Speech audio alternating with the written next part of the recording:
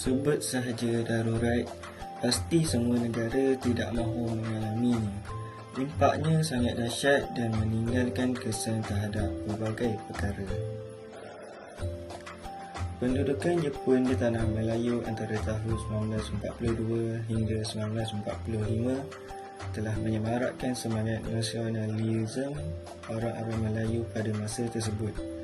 Selepas Jepun menyerah kalah kepada British pada 15 Ogos 1945, Tanah Melayu mengalami kekosongan kuasa, terutamanya di kawasan-kawasan pedalaman.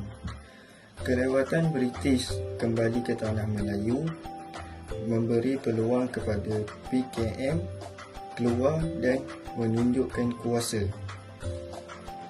Mereka melakukan kekejaman dan pembunuhan terhadap orang Melayu, Cina dan India yang didakwa pernah bersubahat dengan Jepun. Pada 16 Jun 1948, Komunis membunuh 3 orang pengurus ladang berbangsa Eropah di Sungai Siput, Perak. Berikutan dengan peristiwa tersebut, Sir Edward Jane, Pesuruhjaya Tinggi British di Tanah Melayu, mengisytiharkan darurat. Undang-undang darurat dilaksanakan di kawasan tertentu di negeri Perak seperti di Ipoh dan Sungai Siput, manakala di Johor yang merangkumi daerah Muar, Keluang, Kulai dan Pelentong.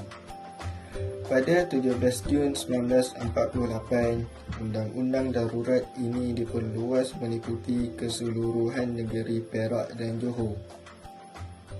Seterusnya pada 18 Jun 1948, undang-undang ini dikuatkuasakan ke seluruh Tanah Melayu. Dengan itu, usaha membanteras ancaman komunis di Persekutuan Tanah Melayu bermula dengan rasminya. Walaupun undang-undang darurat dikuatkuasakan di seluruh Tanah Melayu, komunis tetap meneruskan aktiviti menggugat keamanan dan kestabilan negara. Komunis melumpuhkan ekonomi. Sejak undang-undang darurat dikuatkuasakan, lombong biji timah dan ladang getah menjadi sasaran utama serangan komunis untuk melemahkan ekonomi British. Dari tahun 1948 hingga tahun 1956, komunis menyerang 80 lombong biji antaranya di Perak, Selangor dan Negeri Sembilan. Mereka merosakkan pokok getah, kilang estet, rumah asap, rumah kongsi, kedai dan sekolah, serta mereka membunuh pekerja. Tindakan komunis ini menyebabkan pekerja lombong dan ladang getah menderita.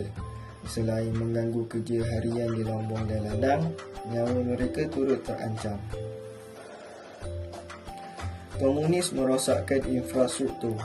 Komunis menjalankan pelbagai kegiatan sabotaj terhadap kemudahan asas, terutama sistem pengangkutan dan perhubungan. Mereka mengebom, merosakkan dan mengalihkan landasan kereta api. Kereta yang melalui jalan raya pula ditembak dan dibakar.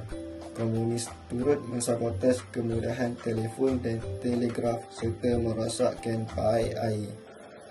Seterusnya, mereka bertindak menyerang pekerja awam yang ditugaskan untuk membaiki jalan raya, memasang paip air, membina sistem pengairan dan pekerja yang menjalankan penyelidikan di tapak skim hidroelektrik. Keadaan ini menjejaskan kehidupan harian penduduk tempatan kerana infrastruktur tidak dapat diselenggara dengan baik. Komunis mengancam keselamatan rakyat. Komunis melakukan pelbagai tindakan ganas yang menggugat keselamatan rakyat. Mereka menggugut, mensabotaj, menyerang, melakukan kekejaman, menganiaya, menculik, merampas, membakar harta benda dan membunuh penduduk yang enggan bekerjasama. Komunis juga mengancam pasukan keselamatan. Parti Komunis Malaya PKM menyasarkan pasukan keselamatan dan menyerang balai polis. Tindakan ini dilakukan untuk mencetuskan keadaan yang huru-hara dan menunjukkan ketidakupayaan kerajaan untuk melindungi keselamatan penduduk. Usaha menangani ancaman komunis antaranya ialah rancangan BRIC.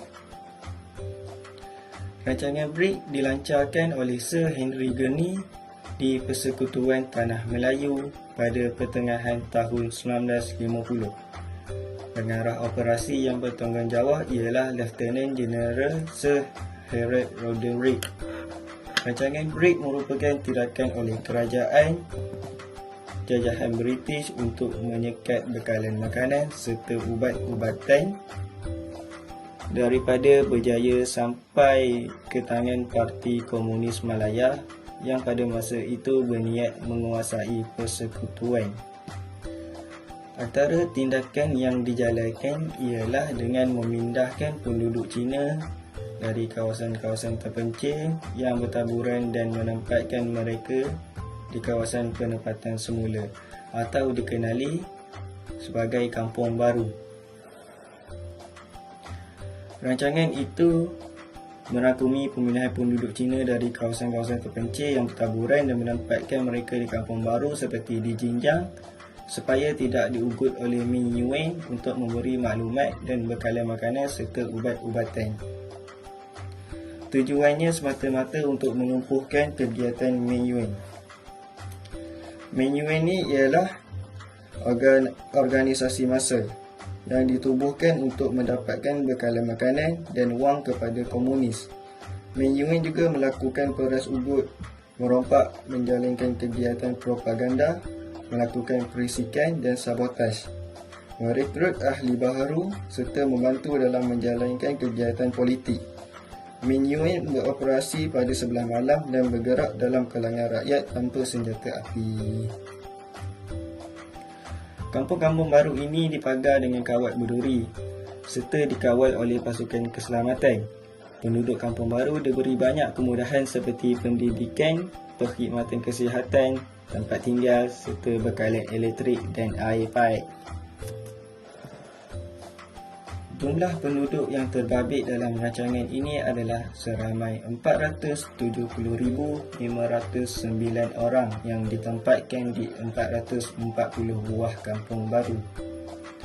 Persatuan Cina Malaya MCA yang ditubuhkan pada tahun 1949 banyak membantu usaha kerajaan menempatkan semula orang Cina.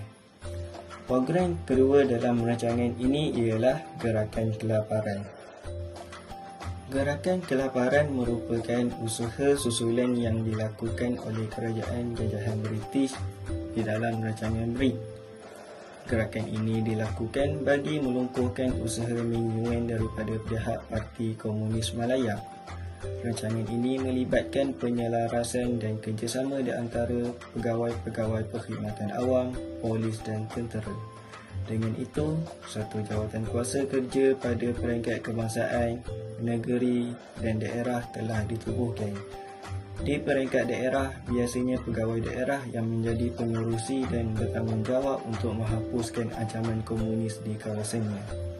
Semua anggota di kampung baru yang terlibat dalam rancangan BRIC perlu memastikan bahawa segala keperluan asas seperti bahan makanan, ubat-ubatan, pakaian serta senjata tidak diberikan kepada pihak komunis.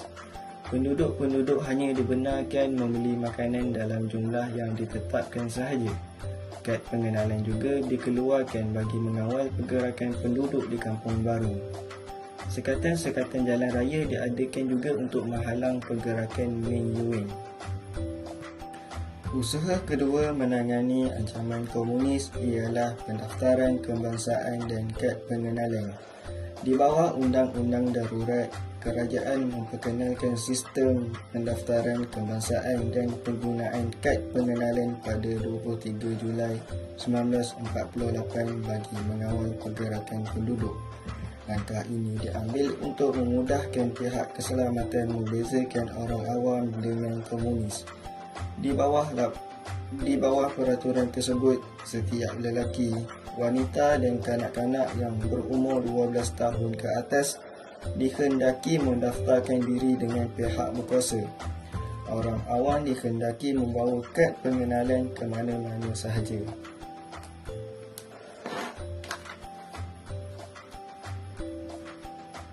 Usaha yang ketiga ialah mengadakan kempen Bulan Rakyat Melawan Penjahat.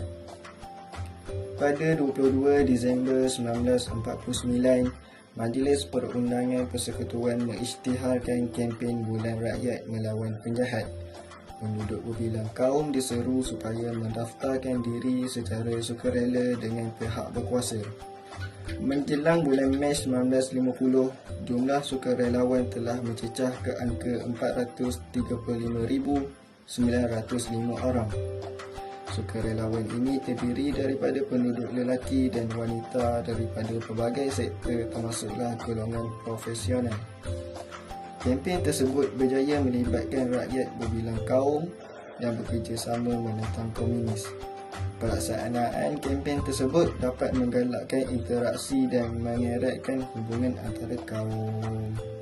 Sekian sahaja perkongsian daripada saya. Terima kasih.